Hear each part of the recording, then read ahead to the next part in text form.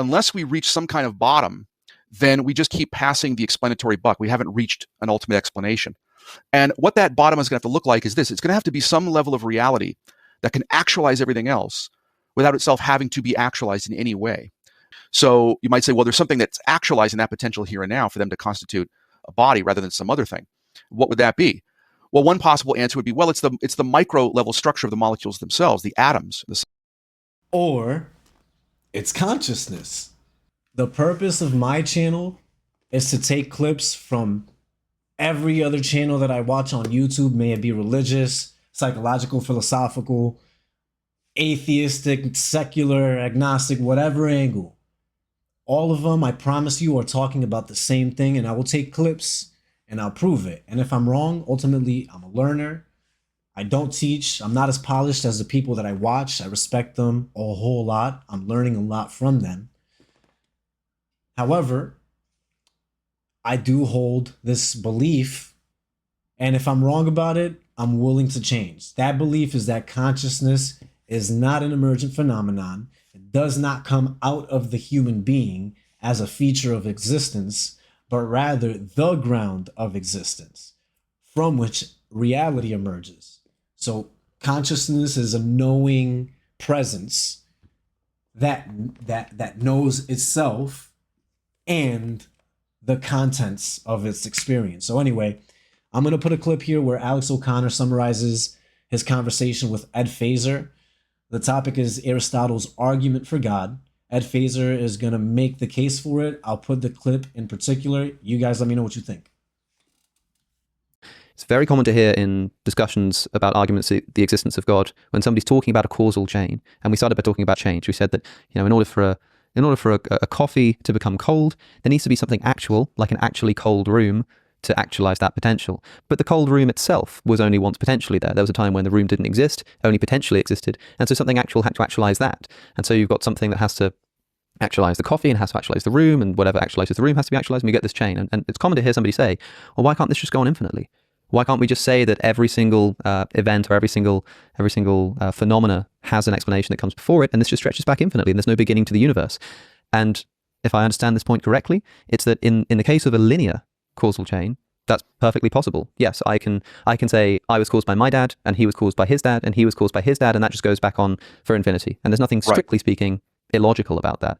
However, with a hierarchical series of causation, it would be more like if I was holding onto my father's hand, and I was like hanging above a huge drop, and I said, well, what is keeping me from falling down? What's keeping me in the air? What's causing me to be hanging there? And I say, well, it's my father, because my father's holding me up. He's grabbing my hand. And then I say, well, what's holding up my father? Well, his father's sat above him, and he's holding his hand, and he's pulling him up. I say, okay, well, what's holding him up? And this is a hierarchical causation. But we couldn't in this case say, well, it just goes on infinitely, because my father above me doesn't have the power to hold me in midair unless he himself is simultaneously being held in midair by something else. In other words, in this kind of causation, if my father were to disappear, I don't have the causal power to hold something up below me because I would fall down. If my grandfather were to disappear, my father doesn't have the causal power to hold me up. So if my grandfather disappears, my father still has the causal power to bring me into existence. That's linear. But if we're hanging in this chain, then if my grandfather disappears, my father doesn't just have, of his own accord, as you say, built in, the ability to hold me up. So before he continues, I want to just jump right in. Let's follow that trail real quick, right? So dad's holding him. Who's holding dad? It's grandpa. Let's say it's a cliff, right? Who's holding grandpa? The ground. Who's holding the ground? It's part of the earth. The earth is suspended in space. Is it gravity? Okay, so who caused gravity? The Big Bang? Okay, so who caused the Big Bang? And there you go into the, regressive succession into the uncaused cause, the unmoved mover, like what they're saying here. So again, I believe that that's consciousness. Consciousness substantiates everything. I'll let it keep playing. So this is something that cannot go back infinitely or down or up infinitely. This is something that has to be terminated. And indeed, because the power that something has, like to hold something in midair, only exists insofar as it's getting it from the thing, above it on the chain, there has to be something at the basis to give the entire chain causal power, because without that, they wouldn't have anywhere to derive the power from in the first place, and they wouldn't have the power to hold me up at all. Yeah. So if we change examples a bit, to tie it into the example that I used that I borrowed from Aquinas, the hand moving the stick, moving the stone, we could put it this way: that if we're talking about something as mundane as that, a guy's using a stick to move a stone, we ask, well, how is that happening? How do we account for that? Part of the story, obviously, is, well, this guy's here in the first place because, his dad begot him, and then his grandfather begot his dad, and so on. And again, that series goes back linearly in time, perhaps without a beginning. And Aquinas is happy to allow, for the sake of argument, yeah, maybe there's no beginning there. Fine, it's not relevant to my argument. But he would say there's other things going on here and now that require an explanation in terms of yet further things going on here and now. So again, when I use my hand to move the stick, that's possible only because of the activity in my nervous system here and now, which actualizes the potential motion of the hand. Excuse me. And that potential activity in my nervous system is actualized by yet other activity in my nervous system. But all of that can occur in turn ultimately only because my nervous system and the rest of my body stays in existence at any particular moment. And so here, in the way I present the argument, this is not quite the way Aquinas or Aristotle presents it, but it's the way other Thomists have, or followers of Thomas Aquinas, and it's the way I think is the most useful way to develop the argument. We shift from the motion or change of things, like the changing position of the stone or the stick or what have you, to the fact that things exist at all at any particular moment. So again, in order for all this stuff to be going on, my body and my nervous system have to exist here and now in order to cause the motion of the stone and the stick here and now. Now that's possible only because my body stays made up of particles. It's made up of molecules, for example, that comprise the cells of the nervous system, the cells of the muscles, and so on. And those molecules could, in principle, have made up other things. There's nothing in the nature of the molecules that entails they must make up the tissue of a muscle or of a nervous system, or what have you, and yet they do. So you might say, well, there's something that's actualizing that potential here and now for them to constitute a body rather than some other thing. What would that be? Well, one possible answer would be, well, it's the micro level structure of the molecules themselves, the atoms. Or it's consciousness. This is one of the moments where I watch these videos and I can't help but want to grab them and say, hey, consider this. It's consciousness. I don't know, it seems so obvious for me. I'm gonna rewind it a little bit. Comprise the cells of the nervous system, the cells of the muscles, and so on. And those molecules could, in principle, have made up other things. There's nothing in the nature of the... See, so the reason why I say is that you got to break out of the paradigm. He's coming at it from a materialistic perspective. And so what I can't help but notice is that he mentions the here and now. I have to be here now in any particular moment. Okay, so what are the qualities of here and now? Okay, well, here now is always where I am. When I say I, who am I referring to? Okay, well, it can't be exactly this particular body because this changes across time. And the 5-year-old me is different to my 31-year-old self, who will be hopefully different to my 60, 70, 80-year-old self, if God blesses me to live that long, right?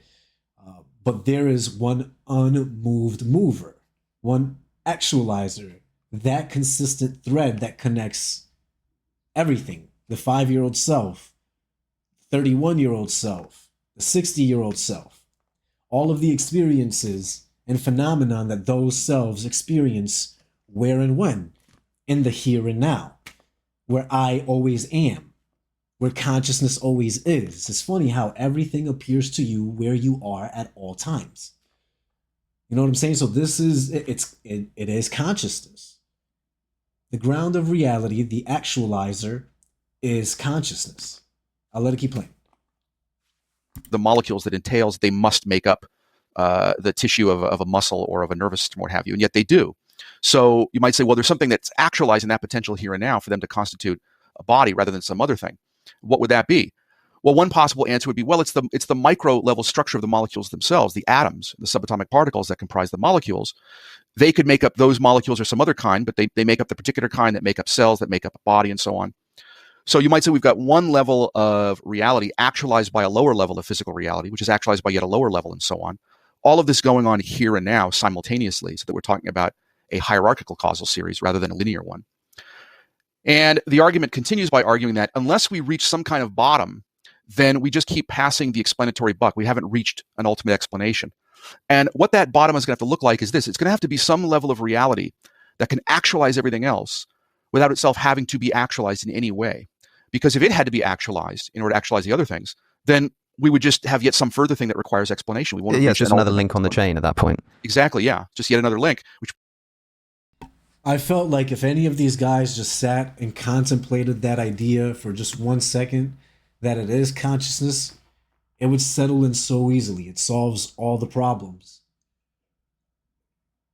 Consciousness substantiates all of our experiences and phenomenon, right? It's the thing that knows it. If there is no conscious agent, so to speak, to know, then there is nothing to vindicate the existence of any material or object. I don't, I could be wrong. You know, maybe Jesus is the way, the truth, and the life. Maybe the Big Bang, which doesn't make sense. I mean, that in itself is a miracle, is the cause of all things, but it just doesn't make sense. Consciousness seems to be infinite. It seems to be the thing that knows all experience. It's the thing that is anywhere, because for anything to be known, consciousness must be present there first to know it. It knows everybody's pain. It knows everybody's joys, everybody's location. It is the canvas on which the painting is made. It is the TV on which the movie is playing, the screen rather, whether it's a movie theater or your phone or whatever. You understand the analogy. I think you see what I'm saying here. I'm going to go ahead and keep making these videos. I posted some in the past. I'm really trying to get into the swing of doing this regularly because it feels kind of weird. It's a little bit unnatural for me. This is just not what I do, but I can't help but want to do it. When I watch these videos, again, I respect these guys. They're so much more intelligent than I am, but I have this intuition that I feel I have to express.